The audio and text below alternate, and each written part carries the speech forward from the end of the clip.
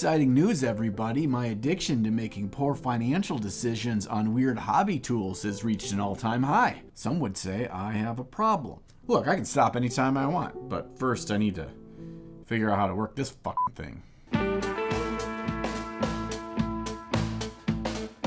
You know, it wasn't that many years ago that every amazing product for the miniature painting hobby wasn't made for us. We simply had to dig and experiment and share with fellow hobbyists to figure out the stuff that worked. But the cat's now out of the bag on how profitable this once niche hobby is. And with it comes a flood of tailor-made tools just for us, many of which carry a hefty price tag. The questions we continually need to ask ourselves is how valuable these new products actually are, or are they simply trying to solve a problem that we never really had to begin with? So today we're going to dig into two of the weirdest and most expensive hobby products I've purchased since I entered this hobby a decade ago, and ask that same question: are they good or are they crap? First up is the Hozo Neo Sander. And say, did you know if you start clicking on and purchasing hobby products that are presented to you on social media ads, they just keep sending you more of those kinds of ads?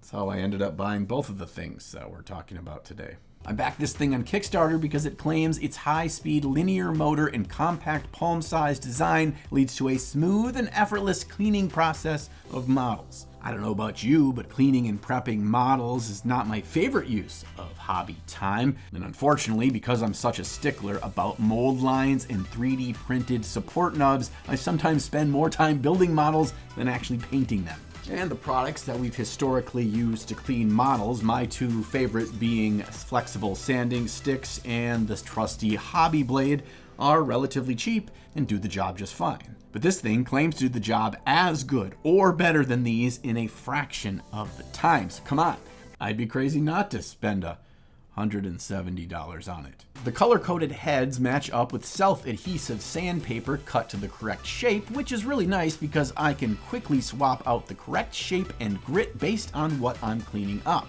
Of course, then you're stuck in their ecosystem of self-adhesive, pre-cut sandpaper sheets. But I'm sure there's other ways that we could figure out how to make our own to simply double-sided tape and sandpaper. But I digress. The speed on the Neo Sander is adjustable, but I find that keeping it on low is best for our very small models, and the included cordless charger / sandpaper holder is a pretty handy storage solution for your busy hobby desk. So without any further ado, let's get to sanding. And I'm going to test out 4 different kinds of models that I regularly need to clean up: FDM prints, 3D resin prints, actual fancy resin cast models, and of course, Games Workshop plastic. For the FDM prints, I start with a pretty low grit paper because in my experience, you really got to grind away at larger layer lines that you get on these FDM models. And I'm immediately running into issues here because FDM plastic is actually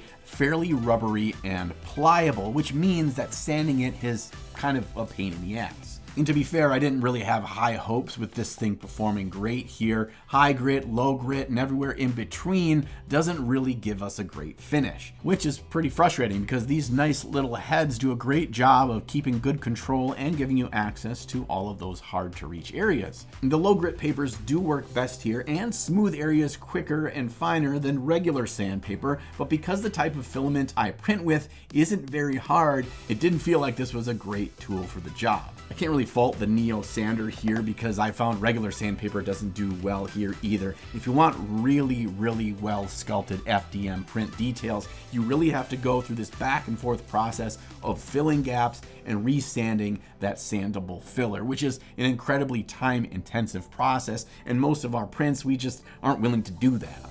Now, just because I didn't have high hopes for this thing on the FDM prints doesn't mean I'm going to hold it to the same low standards for 3D resin prints. Of course, these kinds of prints lack mold lines, but you do have to deal with those tiny little nubs that come from the supports. And because 3D resin cures quite hard, I tend to use a lower grit sandpaper on this than I do on plastic models. I find 400 grit to be just about perfect, and I gotta say, this sander worked like a dream here. The 400 grit paper with the fine detail head really walks that fine line of really shaving down those nubs in next to no time without actually scuffing up or damaging the surrounding resin. I just work my way around the model, quickly grinding away every little one of those nubs that I see, and it's smooth as a baby's bottom in next to no time. Now, usually when I'm trying to get these nubs off, I either have to use a hobby blade and hope I don't gouge up the model, or I really have to scrape hard at each individual nub with regular sandpaper, and that takes a ton of time.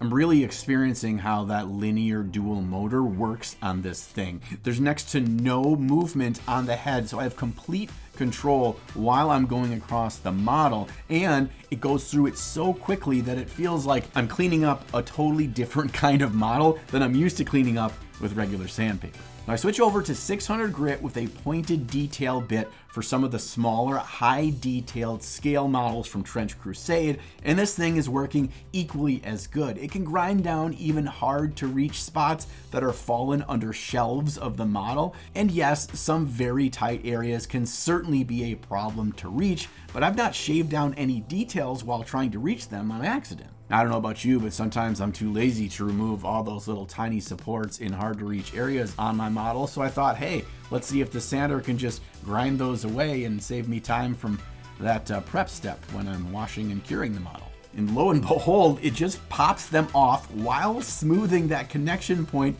in next to no time. Yes, I get tiny supports flying all over my desk, but I feel like that's just a rite of passage if you're a miniature hobbyist. I have gotten resin support bits in my eyeballs before. I wouldn't recommend it. Super satisfying to use, super fast. This is immediately my go-to all-in-one cleanup tool for 3D resin prints. All right, let's keep moving. Fancy cast resin models typically have very few imperfections, but because this resin is extremely hard, it can historically be a pain in the ass to smooth out these areas without a lot of elbow grease. I went back to my 400 grit sandpaper and dealt with one of the most difficult things when it comes to cast resin, and that is slight slips in the mold where the two pieces connect and they're slightly off. You typically have a long ramp up that you're trying to smooth out, and it's usually over tiny details. And this thing made extremely short work of it. Oftentimes before, I had to use like epoxy putty and many steps to really smooth over those areas, and this just did it all in like 15 seconds. And look, it's great that it works well on cast resin models, but most of us don't do a lot of those. Why I bought this thing in the first place was to figure out, is it good at cleaning up my Warhammer models? After removing the bits from the sprue, I clean up any larger connection points with a hobby blade because there's no use grinding through all of your precious sandpaper on something that's easier to trim down with just a blade. But from there, I moved to my preferred grit for Warhammer Plastic, which is 800. I use the triangle detail head here and follow the mold lines all the way around the model and just let the head slide across that line until I make my way back to the start. You've heard me talk about it 100 times. The most important and yet still undiscussed aspect of miniature painting, having a very stable and yet comfortable painting setup based on your height and size. And today's sponsor, FlexiSpot, ensures just that. There's lots of wobbly two-legged standing desks out there, and even the two-legged FlexiSpot desk that I previously used, while good, does not compare to the stability of the E7 Plus. This puppy has a 540-pound weight capacity, which is over double those two-legged wimpy desks out there, and its 3-stage height adjustment means it can go up to 51.57 inches, which is the highest on the market. I'm under the desk right now. All that means is that you have maximum control over your ideal sitting or standing position without compromising on stability. I'm also a big fan of the cable management accessories it comes with, the USB charger hookup it has, and the slick controls so I can save my tailored heights whether I'm sitting, standing, painting, or working. Now, when I did my research on 4-legged standing desks that have maximum stability, most of them are $1,000 or more, but the E7 Plus is actually the best of both worlds. It's both reliable and affordable. It's literally half the price of those other desks with the massive sale they've got going on right now, and they have other desk options regardless of your budget. Plus, since you're a Ninja viewer, you get an extra $50 off your desk. Just take a look down below at the link and use the code you see on the screen to get that $50 off. Big thank you to FlexiSpot. Now let's get back to the video.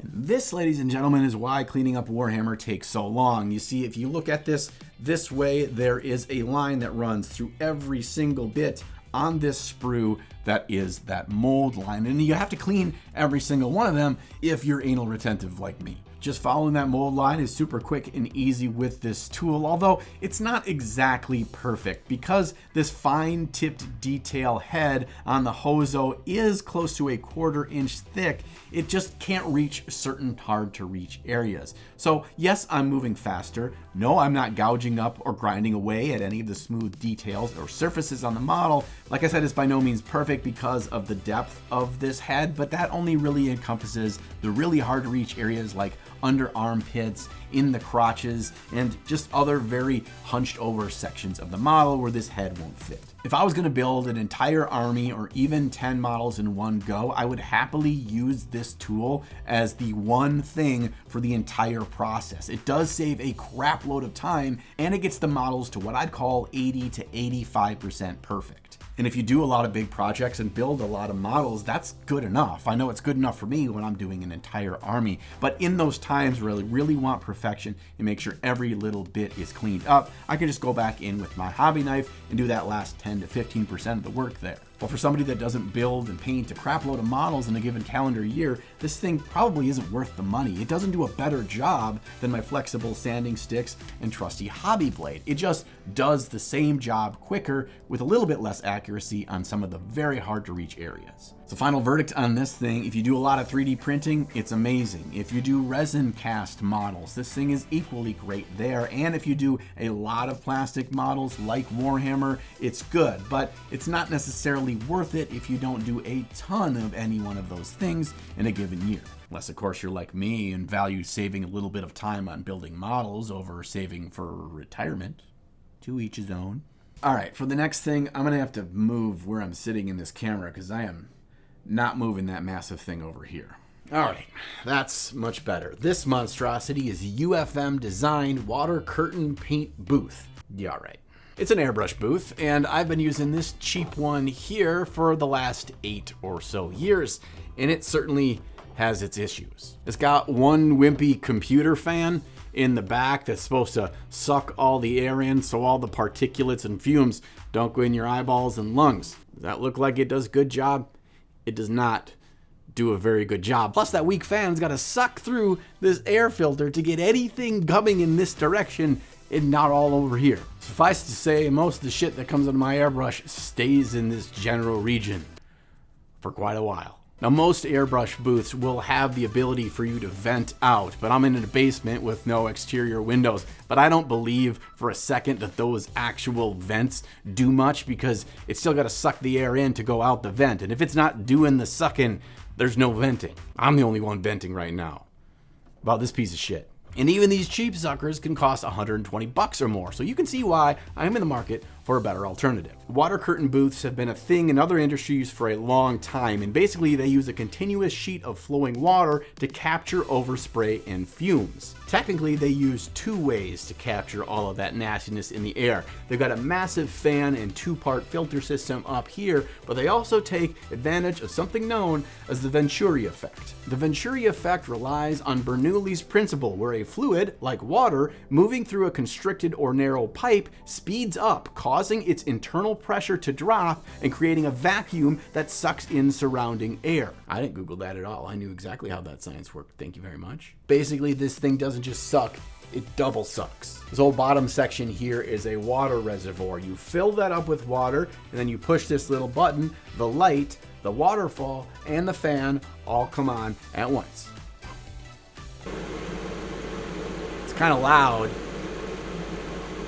Now, there's a lot of scientific air quality tests out there online that you can check out to see just how much quicker this thing clears your air, and I encourage you to check those out. But I wanted to run a practical test here at home. You see, I keep a nice quality air purifier right next to my airbrushing setup, and I keep it in eco mode, so whenever it detects that the air is not pure, it automatically kicks on. When I use my old booth and prime a single model, it kicks on almost immediately and runs on high for over 20 minutes to clear the air. And even after that, the room does still smell funny, so I know it's not fully cleared out. The same sized single model, primed with the same primer, kicked on my air purifier, but it only ran on high for under 2 minutes. And after that 2 minutes, the room didn't smell like it usually does down here. And I still do highly recommend having a nice air purifier in your painting area. I'll put a link to the one that I use down in the video description because it definitely makes a huge difference. There's a couple other things I want to talk about in regards to the airbrush booth, and the first one is its size. Now, it is the same depth as the cheap one that I used before, but it's about twice as high as the basic booth. Luckily, height is usually the one dimension we have the most space in our Hobbies setups. It's only about 25% wider, and it takes up about the same footprint on my painting desk. The mostly enclosed painting space is big enough for you to comfortably work inside, even with large models and terrain. I'm definitely not worried about size being a limited issue when it comes to this unit. Next, and this is something that I hadn't really even considered before making this purchase, and that's how incredibly clean this whole station is compared to my prior setup. There's just not general overspray all over the place with this thing. There's no layers of wet and paint filled paper towels and cardboard that I've got to constantly replace because they're always covered. There's also not dirty furnace filters I have to constantly replace because the old one does such a shitty job that I got to make sure it doesn't blow out paint of the back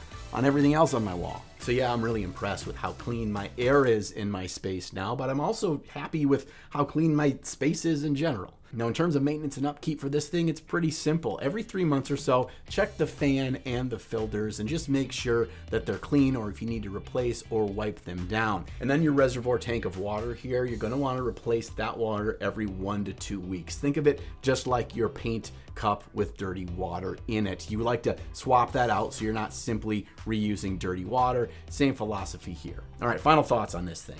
This thing costs $450, which is not cheap, and I really took a long time before deciding whether or not I wanted to spend that much money on something when I didn't know if it was going to be good or not. So I guess you can take what I've learned here to help you make your own decision. I will say that there are plenty of do-it-yourself, make your own airbrush booth station videos out there on YouTube. I suggest watching at least a couple of those before you pull your trigger on this, because you may find that you can do that for far cheaper and get something that works just as good as this. Probably won't get that soothing sound of a waterfall while you're painting though. All right, that's it. I don't get to buy any magic cards this month because I spent all my hobby budget on this crap. But I will say it is always fun to test something out and share what I've learned. If it saves any of you money for buyer's remorse, I consider that a victory. Or if you've been struggling to find a good tool, maybe one of these will lend you in that direction. I also greatly appreciate your support of the channel, watching my videos, subscribing. It means a lot. And if you wanted to help me in another way and help yourself in miniature painting, I still have pre-orders open for the deck of many colors. They are in the process of making their way across the ocean as we speak. They will be delivered this summer. So if you want 100 unique color schemes that showcase amazing art made by real humans and the exact miniature paints used to replicate those schemes, the deck of many colors is worth checking out. Now, if you'll excuse me, I'm gonna go recreate that scene from Office Space on this old airbrush booth. And I'll be back before you know it